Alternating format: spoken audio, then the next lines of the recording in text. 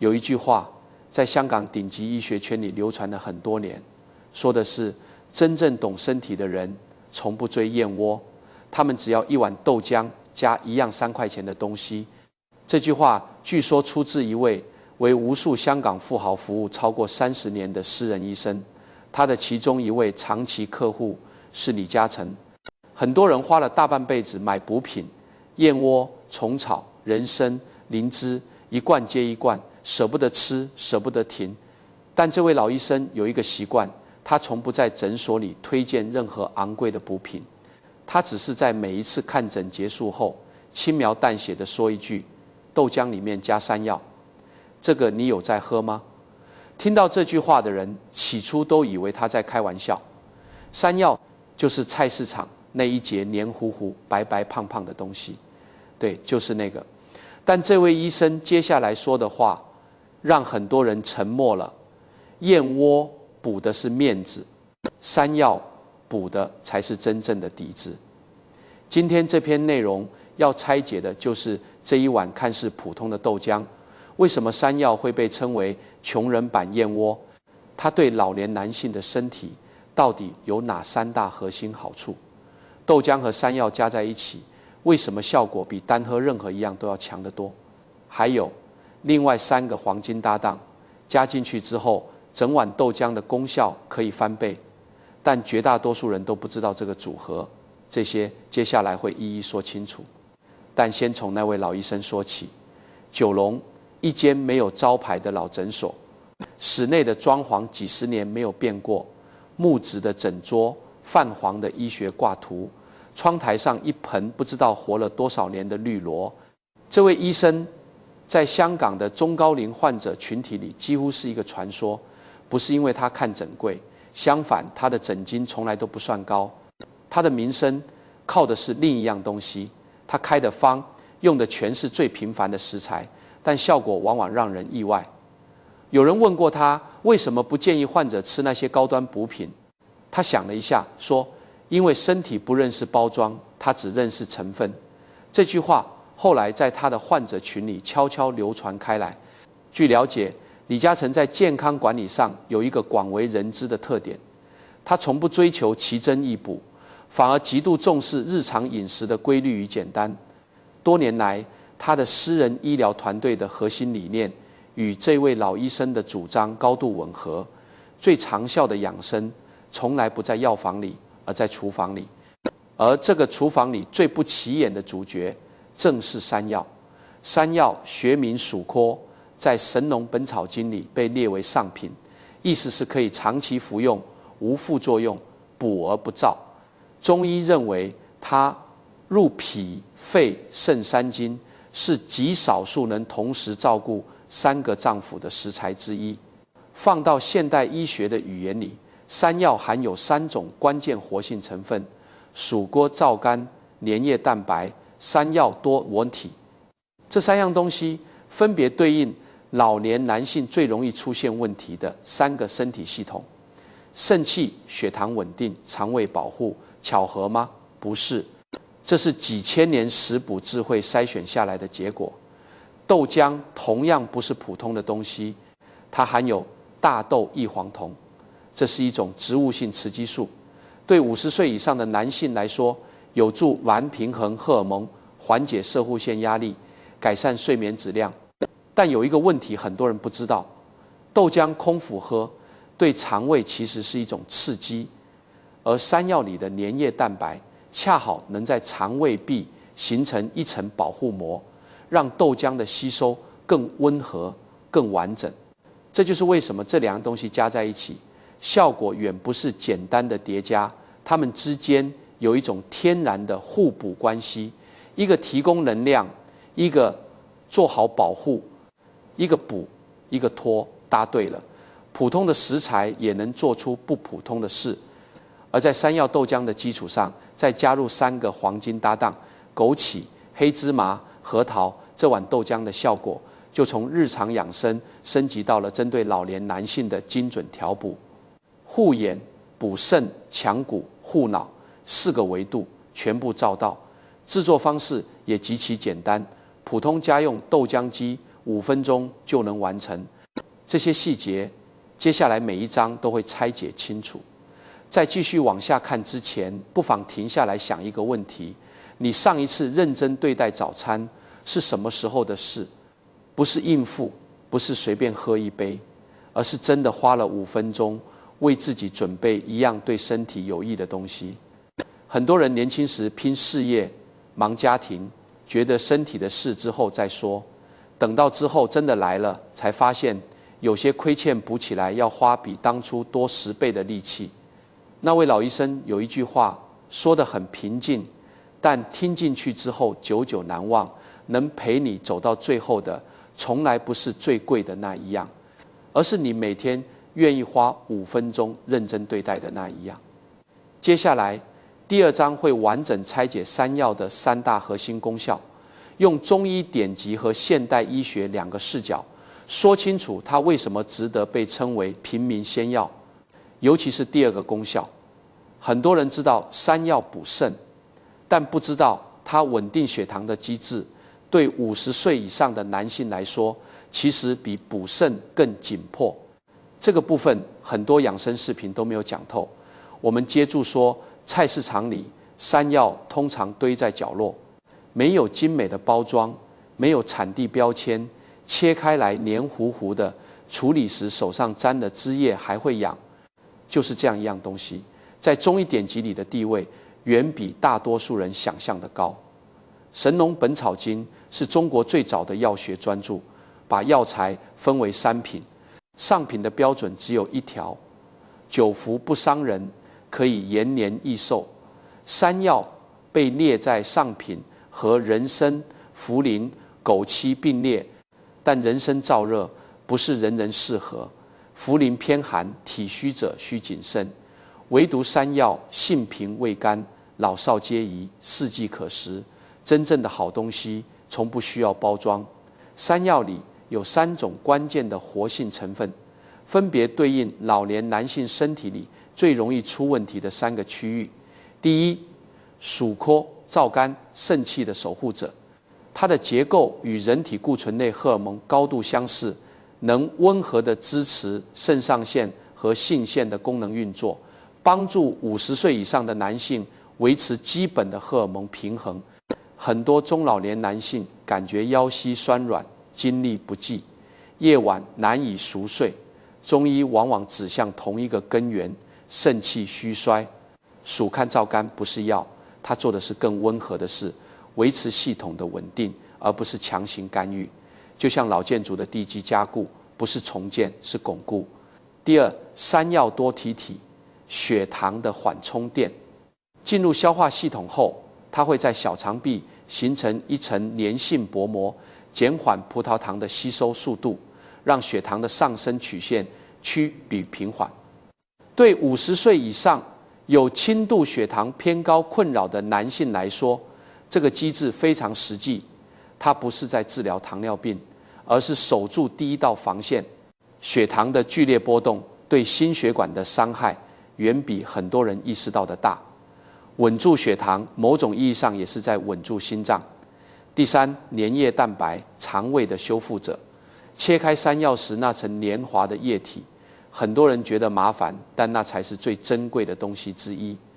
粘液蛋白进入消化道后，会附着在胃壁和肠壁的黏膜上，形成物理性的保护膜。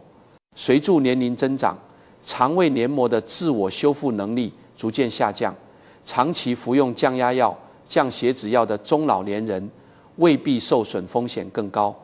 粘液蛋白做的事，就像在磨损的墙面上重新刷一层保护漆，不是治疗，是日常维护。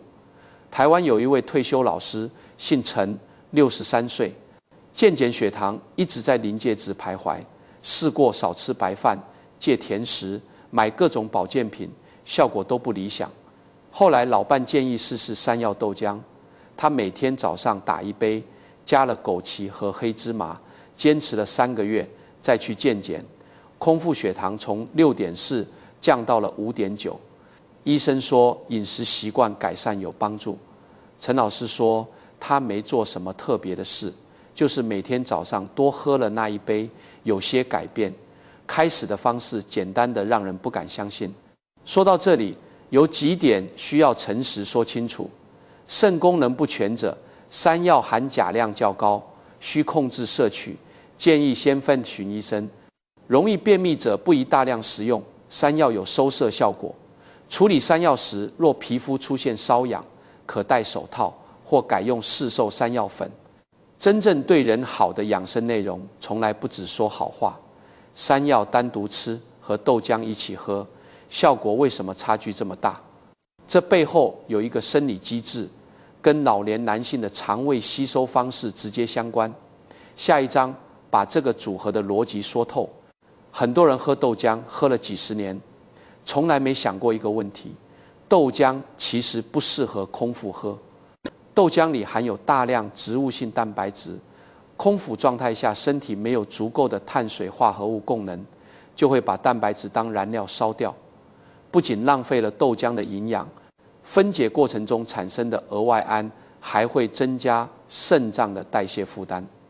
对年轻人来说微不足道，但对50岁以上肾脏代谢效率已在下降的男性，日积月累并不是小事。山药里的粘液蛋白除了保护肠胃壁，还有一个功能很多人不知道，它能减缓胃的排空速度。加了山药之后，豆浆在胃里停留的时间稍微长一些，不会一下子冲进小肠，这给了肠胃更充裕的时间分泌消化酶，让大豆蛋白被更完整的分解吸收，而不是仓促通过大半浪费掉。同样一杯豆浆加了山药之后，蛋白质的实际吸收率明显提升。很多老年人明明吃的不少，却还是感觉补不进去，原因之一就在这里。山药做的事不是增加营养，而是让本来就有的营养真正被身体用上，补得进去才算真的补。这个组合对50岁以上男性有3个最直接的改善方向。第一，缓解夜尿频繁，改善睡眠。夜尿频繁是许多中老年男性最困扰的问题，背后涉及摄护腺轻度增生、膀胱肌肉张力下降、荷尔蒙波动，中医指向肾气不固。豆浆的大豆异黄酮温和调节男性荷尔蒙，舒缓摄护腺压力；山药的蜀棹皂苷从肾气根本层面提供支撑，两者同时作用，相当达外部调节和内部巩固同时入手。很多长期饮用的中老年男性反映，起夜次数减少是最早感受到的变化，通常在持续4到6周后出现。睡得好是一切恢复的前提。第二，提升日间精力，减少午后疲惫。很多50岁以上的男性有同一个感受，早上还好，下午2、3点之后，整个人像泄了气的球。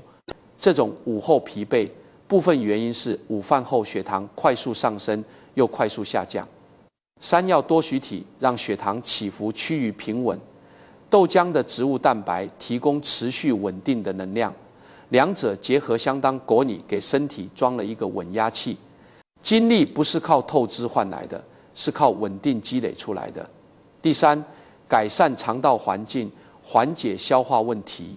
山药的多萁体是肠道益生菌的优质食物，能促进有益菌生长。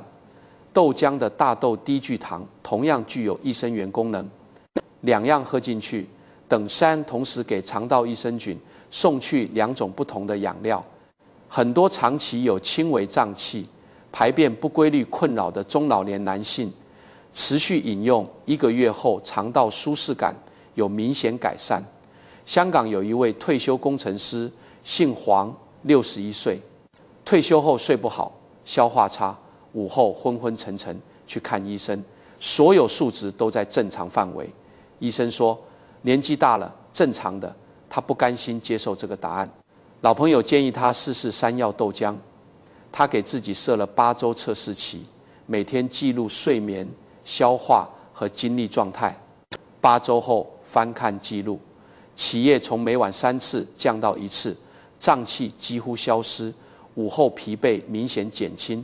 他说投入成本最低，回报却是所有方案里最稳定的一个。豆浆加山药是一个完整的基础组合，但如果这个组合是地基，接下来的3个黄金搭档就是让这栋房子真正住得舒适的结构。尤其是黑芝麻，它对老年男性骨密度的作用有一个很多人从来没听说过的机制。下一章说透。有一种现象在中老年人的养生习惯里非常普遍，知道某样东西好就单独吃，枸杞泡水喝，黑芝麻撒在饭上，核桃当零食嚼，每一样都对，但效果总是不温不火，好像有用，又好像没什么感觉。这不是食材的问题，是吃法的问题。很多食材的活性成分需要在特定的介质里才能充分释放和吸收。豆浆加山药恰好提供了这样一个介质，让后续加入的3种食材能够发挥出远超单独食用的效果。不是凑在一起就叫搭档，而是放在一起之后彼此都变得更好用。第一个黄金搭档，枸杞护眼补肾。枸杞的定位是滋补肝肾，益精明目，肝肾同源，肾气虚的人肝功能往往也受影响。而肝开窍五目，很多中老年男性眼睛容易前色，视力模糊，暗处看东西费力，都指向同一个根源。现代医学的角度，枸杞含有玉米黄素和叶黄素，是眼睛黄斑部的主要保护物质，长期补充可显著降低老年黄斑退化的风险。关键在桉叶黄素和玉米黄素属脂溶性成分，需要在有油脂的环境下才能有效吸收。豆浆含有大豆卵磷脂，是天然的乳化剂，能帮助脂溶性成分溶解吸收。把枸杞加进山药豆浆里，比单独泡水喝，吸收率大幅提升。用对了方法，同样的食材可以发挥2倍的作用。建议用量，每次10至15粒，前照枸杞直接加入，无需浸泡。第二个黄金搭档，黑芝麻强骨补肾。黑芝麻补肾乌发，人人都知道，但它对老年男性骨骼健康的作用，知道的人不多。黑芝麻每100克约含780至900毫克钙，是牛奶的将近2倍。但补钙的关键不只是含量，更在癌你能不能吸收。黑芝麻里含有芝麻素，研究显示它能抑制破骨细胞的活性，不仅提供钙质，还能减缓骨质流失的速度。这是很多单纯补钙的保健品做不到的事。山药的粘液蛋白能在肠道形成保护膜，减少钙质流失。黑芝麻提供钙，山药帮助留住钙，两者配合，补钙效率明显提升。还有一个关键细节，黑芝麻需要研磨才能释放营养，整粒吞下大部分直接排出，几乎没有吸收豆浆机打的过程，恰好完成了研磨这一步。吃进去不等于吸收了，吸收了才算真的补到。建议用量，每次1汤匙约10至15克，生或熟均可，直接加入豆浆机。第3个黄金搭档，核桃护脑防失智。在65岁以上的人群中，失智症的发病率接近10%，80岁以上这个比例上升到将近1/3。大脑的保养需要从还没出问题的时候就开始。核桃是植物性食物里 Omega-3 脂肪酸含量最高的来源之一。Omega-3 是神经细胞膜的重要组成成分，有助维持神经信号传导的效率，并有一定的抗神经炎症作用。核桃同时含有多酚类化合物和维生素 E， 能减缓脑细胞因氧化压力造成的老化损伤。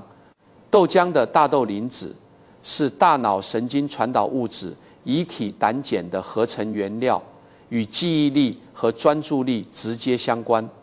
核桃提供 Omega-3， 豆浆提供磷脂，一个维护细胞膜结构，一个支持神经信号传导，方向不同，目标一致，让大脑在老去的过程中尽可能保持清醒。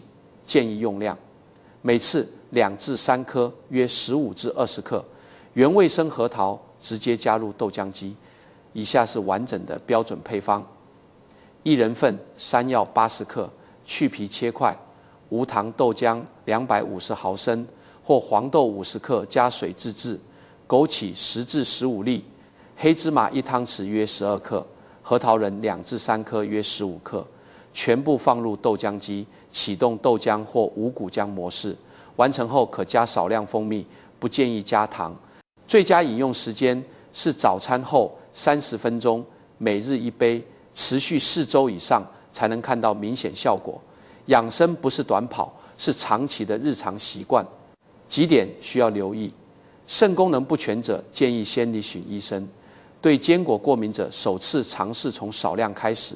正在服用抗凝血药物者 ，Omega-3 有轻微抗凝血作用。需与医生确认血糖控制中的糖尿病患者。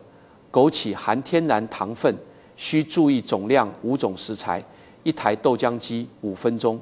这是这碗豆浆的全部成本，但它代表的是一种选择，每天为自己的身体做一件确定有益的小事，而不是等到身体发出警报才急著四处寻找解方。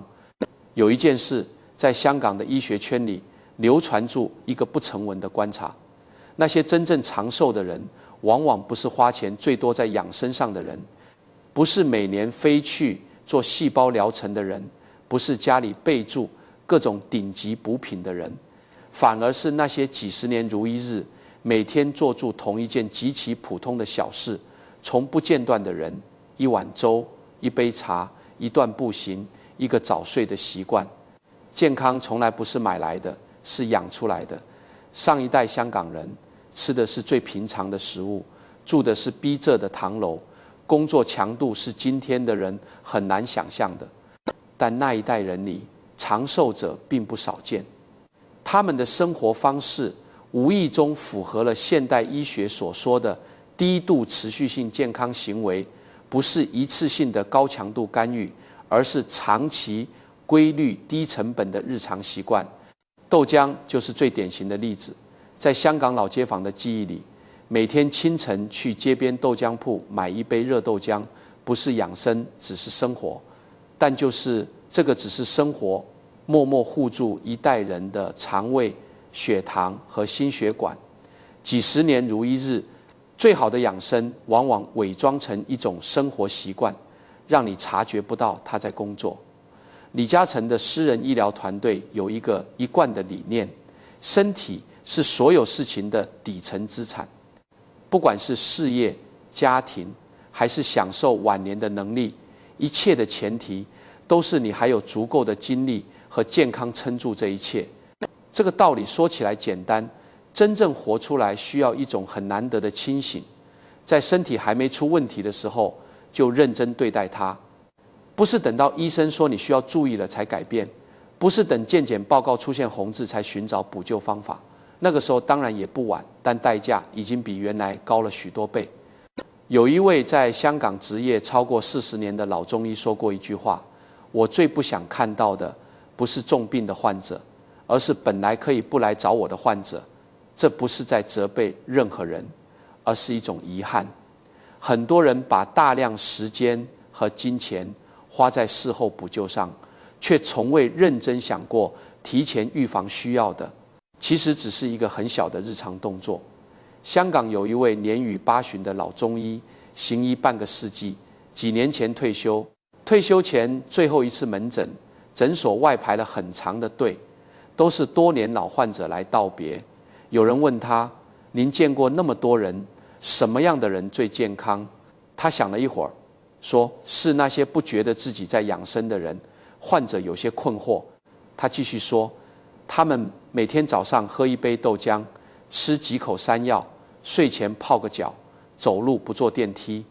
不是因为有人告诉他们这样做好，是因为这已经是生活的一部分，不做反而不习惯。习惯才是真正的药。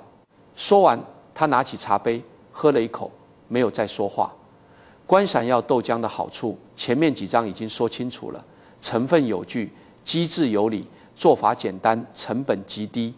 但有一个问题比怎么做更根本：为什么很多人知道了，却还是没有做？不是因为懒，也不是因为不在乎身体，而是因为这件事太不起眼了，没有仪式感，没有立竿见影的效果。一杯豆浆说出去，换不来任何羡慕的眼神。但养生从来不是表演给别人看的事。那些真正从山药豆浆里获益的人，共同点只有一个：他们喝了很长时间，从来没有停。不是喝3天没效果就放弃，而是真的把它变成早晨的一个固定动作，像刷牙洗脸一样，不需要提醒，不需要意志力，就是生活的一部分。能陪你走到最后的，从来不是最贵的那一样，而是你每天愿意花5分钟认真对待的那一样。那些花大钱买燕窝的朋友，没有说错，燕窝有它的道理。贵的东西往往也有贵的理由，只是山药从不计较这些，它只是静静待在菜市场的角落，3块钱1斤，黏糊糊的，不好看，不好处理，没有任何包装。等住那个愿意花5分钟的人把它带回家。有人问过那位香港老医生，他自己每天吃什么？他笑了笑说：豆浆加山药，喝了30年了。然后他把茶杯放下，站起来走去迎接下一位患者，没有再说什么。有些事情说太多反而轻了。